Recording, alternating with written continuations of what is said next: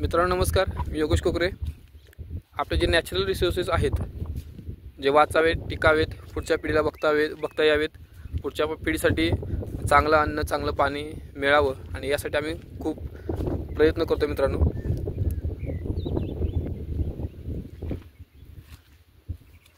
तर मित्रांनो, हा जो खेकडा आहे ना, हा पाणी जिरवण्याच्या प्रोसेसमध्ये खूप महत्त्वाचा आहे। तुम्ही बघू शकताय,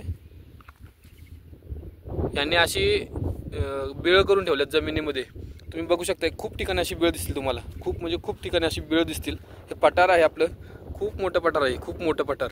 आणि जिथे मातीची जागा असेल तिथे हे खेकडे सगळे बिळ करून ठेवतात। आणि बिळ करून ठेवल्यामुळे काय होईल, तर जे जमिनीवर पाणी पडतंय ते सगळ्यात जास्त जमिनीमध्ये ओढण्याचं काम खेकडे करतात। आता पण तुम्ही बघितलं असेल, असे खूप सारे ठिकाणी बिळ करून ठेवलेत। आणि हे पाणी म्हणजे आपलं नॅचरल रिसोर्स आहे, हे वाचलं पाहिजे। जंगल आणि जमीन वाचलं पाहिजे, आणि त्यासाठी आपण सगळ्यांनी प्रयत्न केले पाहिजेत। मित्रांनो, हे जे खडकातून पाणी वाहतंय ना, जगातलं सर्वात स्वच्छ असं पाणी आहे। यापेक्षा स्वच्छ पाणी नाही असू शकत, कारण इथला जो पोल्युशन रेट आहे तो 0% आहे। 0% ते पोल्युशन नाही, कारण हे नॅचरल आहे, सगळं नॅचरल रिसोर्स आहे हा, तुम्ही बघू शकताय। आणि सगळ्यात महत्त्वाचं म्हणजे काय होतं, हे पाणी ज्यावेळेस खडकातून वाहतं त्यावेळेस त्याच्यामध्ये थोड्या प्रमाणात कॅल्शियम, मॅग्नेशियम हे पाणी त्या खडकातलं घेऊन जातं। आणि म्हणून माणसाला, पहिल्या जे जुनी माणसं होती, आपल्या आधीची पिढी होती, त्यांना कॅल्शियम मॅग्नेशियमची कमी नव्हती पडत। मॅग्नेशियम हे किडनीच्या आरोग्यासाठी खूप महत्त्वाचं आहे, आणि ते सगळ्यात जास्त पाण्यातून मिळतं।